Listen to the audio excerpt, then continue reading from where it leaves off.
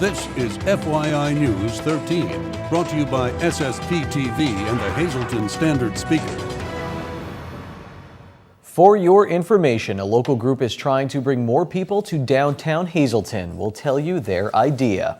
Hello everyone, this is FYI and I'm Ken Cara. We begin with headlines from FYI News 13 and the Hazleton Standard Speaker. Former state senator Ray Musto has died. A relative confirmed that the former state lawmaker died this morning at his home in Pittston Township. Musto, a Democrat, served for more than 30 years in the state General Assembly and briefly in Congress.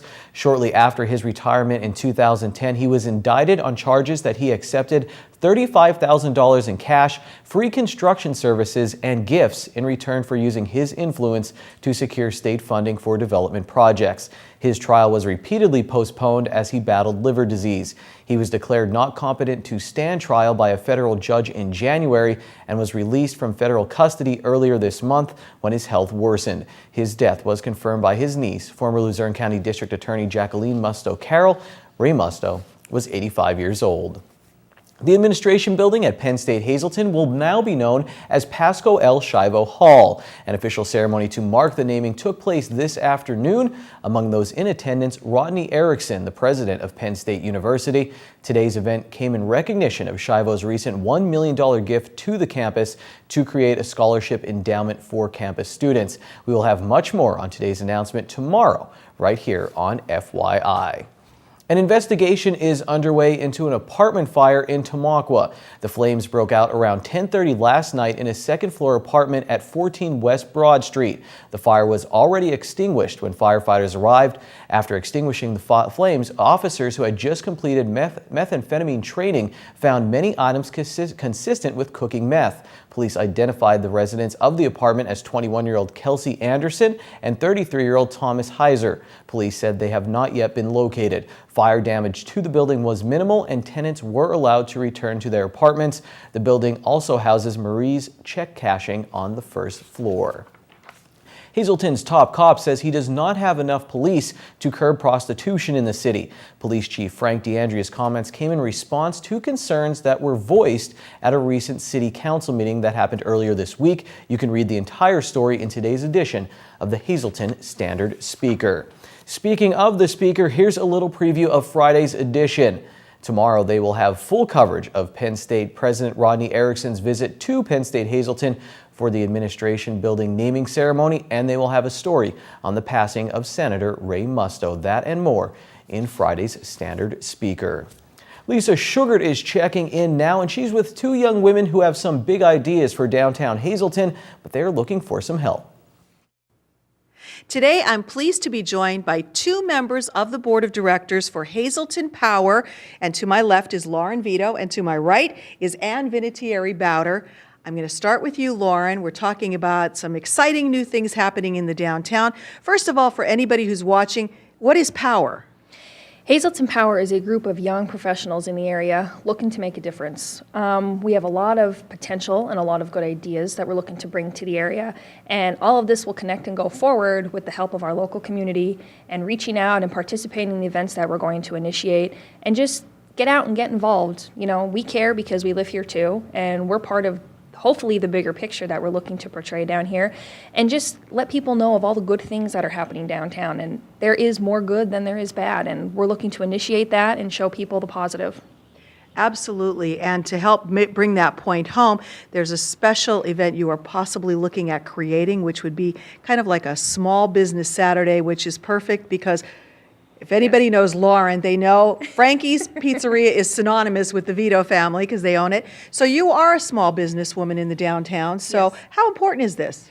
Ann and I have been in charge of the fun committee and looking to initiate fun things downtown. So I actually got involved and walked up and down Wyoming Street and met a couple different people, and there's a lot of hidden gems behind a lot of different doors. And I've learned very quickly, do not judge a book by its cover. You know, there's many good people with good ideas behind it, and us as well. You know, you got to keep up with the creativity, evolve or die, and that's pretty much what we're looking to do. We're looking to bring fresh, young, new ideas to the area and take it from there. And a Small Business Saturday is one of the things we're looking to initiate and get it up and running and run it through May through September and bring people downtown on Saturday and realize that there's things to do, more to do, and good places to eat, good places to shop, and just a lot of things to get out and do. Even the downtown, the Hazleton Museum on Wyoming Street.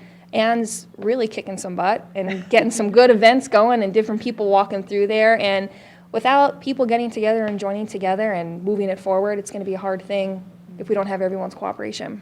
Well, Ann, because you are involved with the museum in downtown Hazleton and you're an active member of Power, why is this so important? What will this mean for not only the downtown but for the entire area? Well, because I'm a little bit of a history nerd, I see things in terms of what we've had in the past and then how things, as Lauren said, have evolved over the years and where we are right now. We really are at a turning point.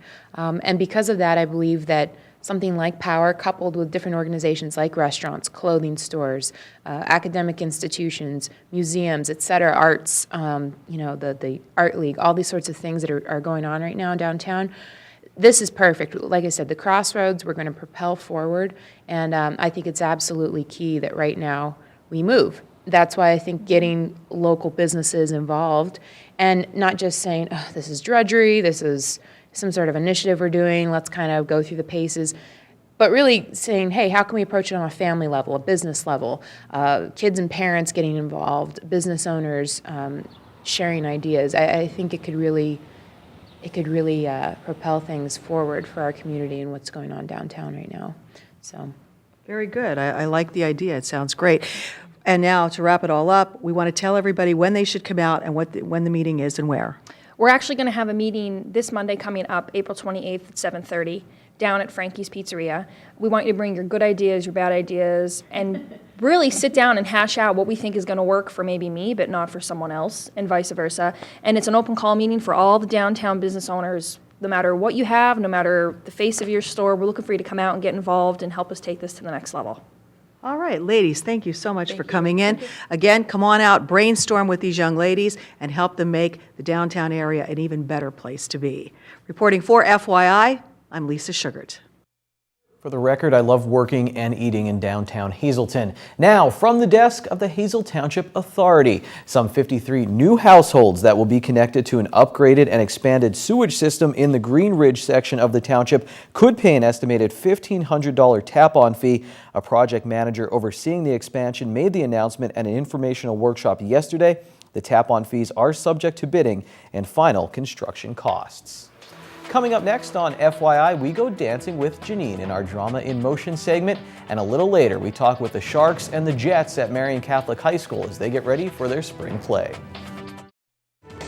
This is FYI News 13, brought to you by SSPTV and the Hazleton Standard Speaker. Back here in FYI, in your community, Drama in Motion with Joelle, and today we have some students with us. They're going to be dancing in some upcoming segments here on Thursdays, but we're back to talk about some age appropriateness, which is always my pet peeve with dance studios, is looking at age appropriate makeup, but now age appropriate costume wear. Absolutely. It's a pet peeve of many of us who frequent talent competitions. In this world of callousness, we become more prone to seeing girls with, kind of bikini wear on. And my kind of point of view is keep them their age as long as they can be. They have plenty of time to be old like us, right?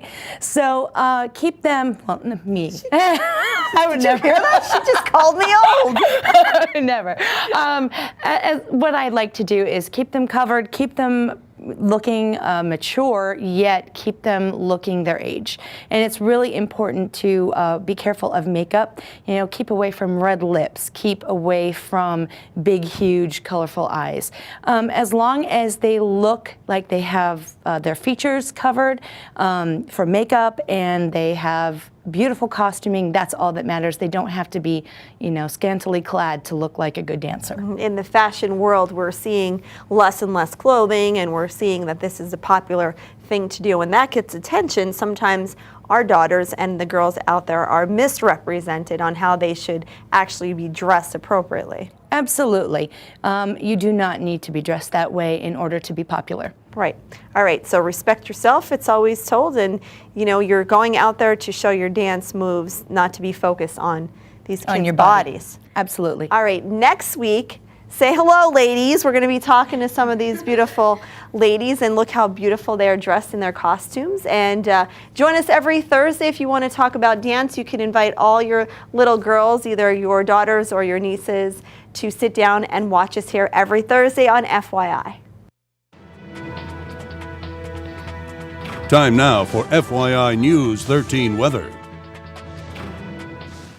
Welcome to Evergreen Raceway Park in Drums. The season kicks off there on Sunday, and that looks like it's going to be a beautiful day. We'll have more from Evergreen in sports. Now, today wasn't too bad, I guess. Here's FYI weather from the National Weather Service.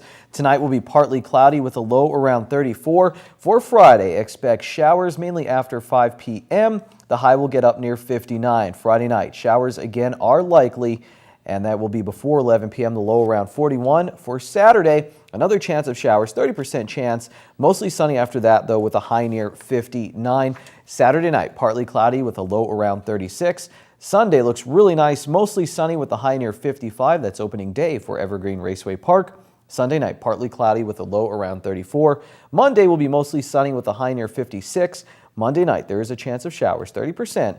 The low will get down to around 37 degrees. Marian Catholic High School senior play is this weekend, and I only got to see a few shots of the set, but I was impressed. Plus, I love every song in West Side Story. So while I sit here and hum I Feel Pretty, you watch this preview of the show.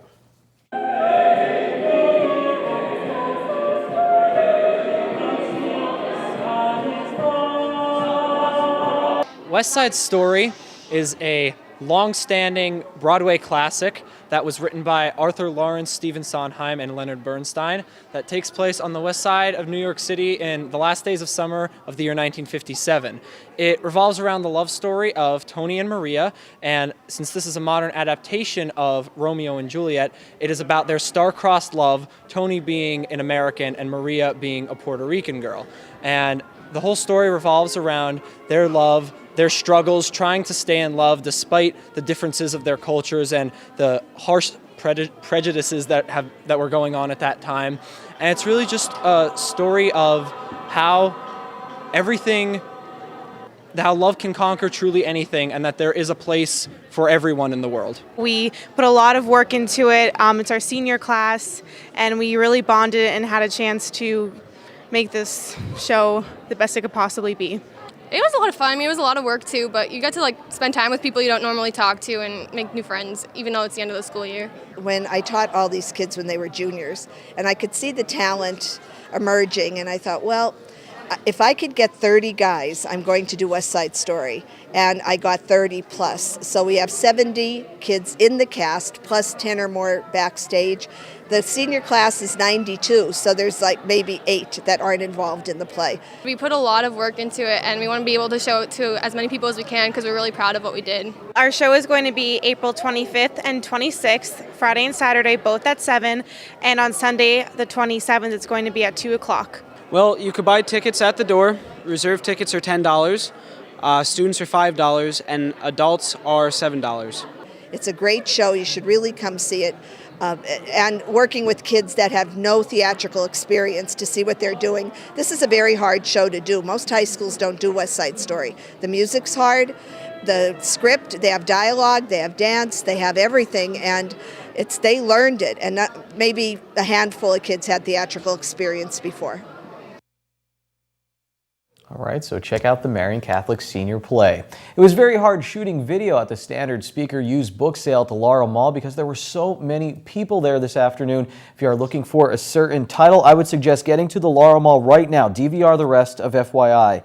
The sale goes until 9 p.m. tonight. We'll start back up tomorrow at 10, and that will last until 9 p.m. On Saturday, the hours will be from 10 a.m. until 7 p.m. And on Sunday, you can shop from noon until 5 p.m. They had a lot of books, and they even had some DVDs and VHS tapes there as well. And so they do have a lot, and even though there was a lot of people there today, there were still a lot of books left, so maybe I overreacted. You can enjoy the rest of FYI. Remember, for a full list of community events, log on to facebook.com/FYI News 13 or go to our website at SSPTV.com. Now we move to the Pennsylvania winning midday lottery numbers. The Daily 345, the Big Four 4275, Quinto 24299, Treasure Hunt 9, 15, 18, 20, 23. We go for a car ride in sports coming up next.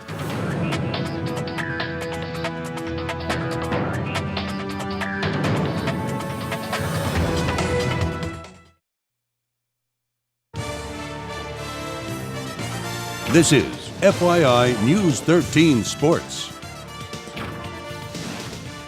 Get comfortable, we're going for a nice spring ride at Evergreen Raceway Park. I already called shotgun and Ron Babula is driving. Babula, along with a group of locals, bought the raceway this past off-season. And before we go for our ride, he'll tell us why they bought the raceway and what kind of racing you'll see if you stop by for opening day this Sunday at 2 p.m. It's a track, it's local, and it's got such a rich history. We have so many iconic drivers that have actually been down at this track and run around down here. We just really wanted to, in the past couple of years, we've seen such a decline in the state of the facility. So my group, led by Harry Bookman, has chosen, we were able to get the lease and come down here and make the renovations that we were looking to do and trying to bring it back to its iconic state. The racing here is phenomenal. We have pretty long straightaways, like the 3rd mile oval that we have. It's got a slight bank to it. So, I mean, these cars can really get going. Our modifieds will reach 100-mile-an-hour speeds right here at this track. This is the track entrance. This is where we would enter onto the track where the cars would actually come on. This is the exit to turn 2. They would come on to the track, and they would generally start off with basically one hot lap to get their engines warmed up and their tires all heated up, get them nice and sticky for that first lap. So basically what they're normally doing, the normal line around here is pretty much keep your left side tires right up along this white line here. They'll actually come out looking for the start-finish line. Right now our lead starter would give them the green flag. They'll head up right alongside the wall. They'll head down into turn 1. Well, they'll kind of get right down along this white line, follow this line right around. As they come off of turn 2, they'll let the car just kind of drift up, right up, and get it up and close to this wall as they possibly can, heading down into turn 3, where they'll shoot back down to the bottom, run down along the bottom, pick up the throttle right about here, coming off of turn 4, let the car drift on right on up, right to the flag stand, right up against that wall, and then back down into turn 1. And kind of repeat the process about 15 to 20 times. Chickened out at the end there with the camera and went inside the car when he got too close to the wall. You know what's fun? If you have the technology, rewind that story and then fast forward through the part where I'm shooting in the car. You know, it's even more fun. Just go to Evergreen Raceway Park this Sunday for opening day. The action again starts at 2 p.m. Well, it was a big day for the Big HA on Wednesday. They had some showdowns. First in baseball, the Cougar baseball team held off Parkland in a non-conference battle to go 8-1 on the season. Dante Biazzi picked up the win for the Cougars, and brother Sal got the save. In tennis, Hazleton area suffered their first loss of the season to Power Wyoming Seminary. Head coach Robert Freeman says his kids played well but were just outmatched. Dallas beat Crestwood 3-2. The Blue Raiders scored 3 runs in the bottom of the 6th to get the victory in baseball over Blue Mountain. Marion, they fell to Tri-Valley, and Schuylkill Haven beat Monoy area. In softball, the Lady Cougars beat Berwick, moving to 4-1 in the conference, and Minersville, they got the W over Marion, the Phillies. For full game recaps, read Wednesday's Standard Speaker Sports section. Thursday is $1 burger night at Bottlenecks. Get a juicy 4th pound burger for only $1 all night long. Good evening, everyone, and here's tonight's Talk of the Town report. One announcement for this evening. The Pennsylvania Theater of Performing Arts will be presenting Oliver, the musical, on May 9th through 11th and from 16th through 18th. The show will be held at the J.J. Farrar Performing Arts Center in downtown Hazleton. For more information, please call 570-454-5451. That's tonight's Talk of the Town. News 13 would like to send sincere condolences to the family and friends of these recently departed. Lucille M. Zine, formerly of Hazleton, Mass is Monday at 9:30 a.m. in the St. Vincent de Paul Church. Friends may call Monday from 8:30 to 9:30 a.m. at the church. Mildred T. Payne of Hazleton. Funeral is Saturday at 10 a.m. in the Holy Rosary Roman Catholic Church. Friends may call Saturday from 9 to 10 a.m. at the church. Arrangements are under the direction of the Frank J. Bonin Funeral Home. Dominic Mickey Taverna of McAdoo. Services will be held at the convenience of the family from the Louis D. Truskowski Funeral Home. Rose A. Milani, formerly of Hazleton. Funeral is Saturday at 12:45 p.m. from the Boyle Funeral Home. Friends may call from 11 a.m. to 12:45 p.m. Anne-Marie Carter of Ringtown. Memorial is Saturday at 11 a.m. in the St. John's Church. Friends may call Saturday from 9 to 11 a.m. at the church. The Stauffer Bresnik Funeral Home is assisting the family. Doris Finelli, formerly of Hazleton. Memorial services will be announced at a later time. Brian S. Marshman of Hazleton. Services will be held at the convenience of the family from the Frank J. Bonin Funeral Home. Anna Soltis of Drums. Services will be announced by the Harmon Funeral Home. And Lena M. Kislin of Freeland. Mass is Friday at 9:30 a.m. in the St. Anne's Church. Friends may call Friday from 8:30 to 9:30 a.m. The McNulty Funeral Home is in charge of arrangements. Tonight's obituaries have been brought to you by the Smilax Floral Shop located on 15th Street in Hazleton. For delivery to all local funeral homes, call 570-454-0111.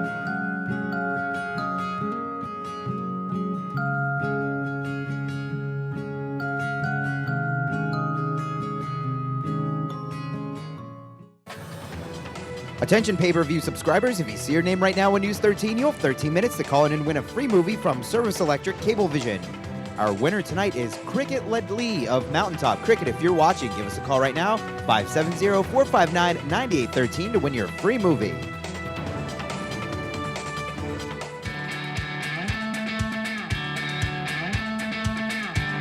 When you're spring cleaning this year, think about recycling your old refrigerator through PPL Electric Utilities e-Power Appliance Recycling Program.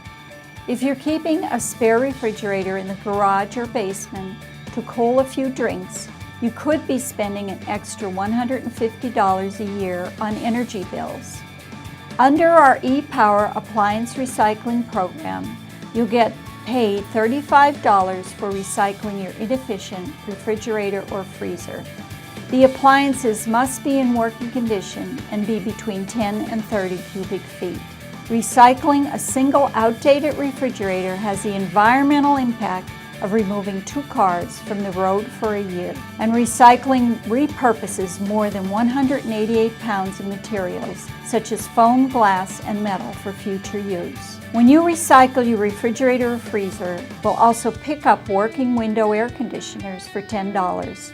There's a limit of 4 per household per calendar year. And if you're in the market for a new refrigerator, you can get $35 for recycling your old one and a $25 rebate on qualifying new models. Scheduling your pickup is easy. Just visit pplelectric.com/recycle or call 1-877-270-3522.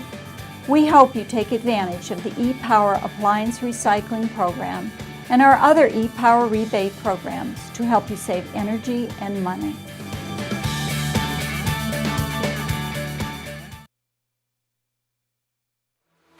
We'll wrap up the week tomorrow on FYI. We hope to see you then. And if that's too long to wait, go to our Facebook page for breaking news and information.